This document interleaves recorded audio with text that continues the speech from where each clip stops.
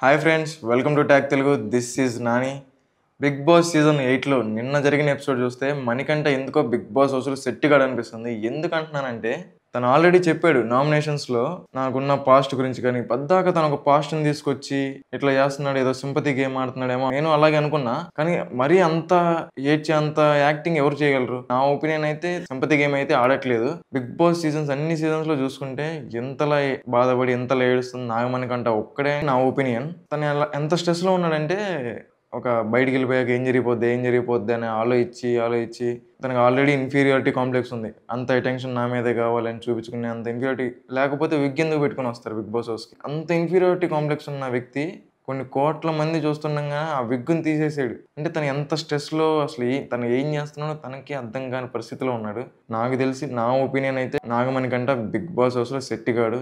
And నామినేషన్స్కి వస్తే Big Boss season 8లో first nominated 6 contestants Bezawada Bebakka, Sonia, Nagamanikanta, Prithvi, Vishnupriya and Shekar భాష.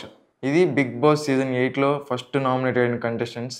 ఇప్పుడు చెప్పున ఈ 6 కంటెస్టెంట్స్లో ఎవరు ఈ వీక్ ఎలిమినేట్ అవుతారు అనేది మీరు మా కామెంట్ సెక్షన్లో మెన్షన్ చేయండి.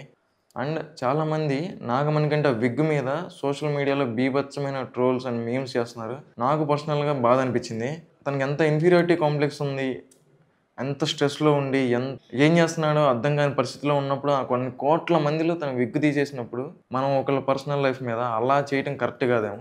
అసలు పర్సనల్ లైఫ్ గురించి ట్రోల్స్ కానీ మీమ్స్ కానీ చేసి రేపు తను ఎప్పుడైనా బయటకు వచ్చినా చూసుకుంటే ఏదన్నా చేసుకునే పరిస్థితిలో ఉన్నాడు తన మెంటల్ స్టేట్. అలాంటిది మనం ఇప్పుడు సోషల్ మీడియాలో ఇంతలా ట్రోల్స్ మీమ్స్ చేయడం కరెక్ట్ కాదు. సో దయచేసి ఒకళ్ళ పర్సనల్ లైఫ్ మీద మీమ్స్ కానీ ట్రోల్స్ కానీ చేయడం ఆపేయండి.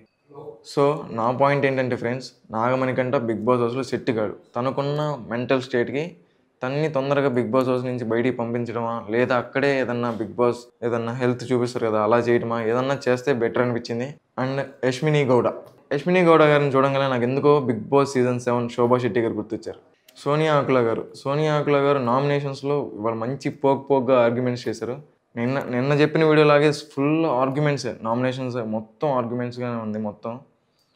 ఈరోజు కూడా అంతే ఉంది, కాకపోతే కొంచెం ఎమోషనల్గా జరిగింది నాగమణికంట అది. సో నాగమణికంట ఏం సింపతి గేమ్ ఏమీ ఆడట్లేదు.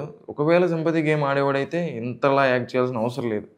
బట్ తన పాస్ట్ని పద్దాగా తీసుకొచ్చి చెప్పాల్సిన అవసరం లేదనేది నా పాయింట్. పద్దాగా తన పాస్ట్ని తీసుకొచ్చి చెప్పగానే ఎవరు బయట జనాలు ఓట్లేరు. మన గేమ్ ఆడి చూపించాలి. పాస్ట్ ఓకే, పాస్ట్ ఉండాలి, బట్ మన గేమ్ ఆడి చూపించాలి. సో నాగమణికంట సింపతి గేమ్ అయితే ఆడట్లేదు. తను ఏదో ఒక ఓవర్ థింక్ అయిపోయి బయట ఏదో అయిపోతుంది, బయటికి వెళ్ళాక ఏదో అయిపోతుంది ఇది ఆలోచించుకుని ఇలా అయిపోయాడు. ఇది గాయ్స్ ఇవాళ రివ్యూ. రేపటి రివ్యూతో మళ్ళీ మీ ముందు ఉంటా. This is Nani signing off.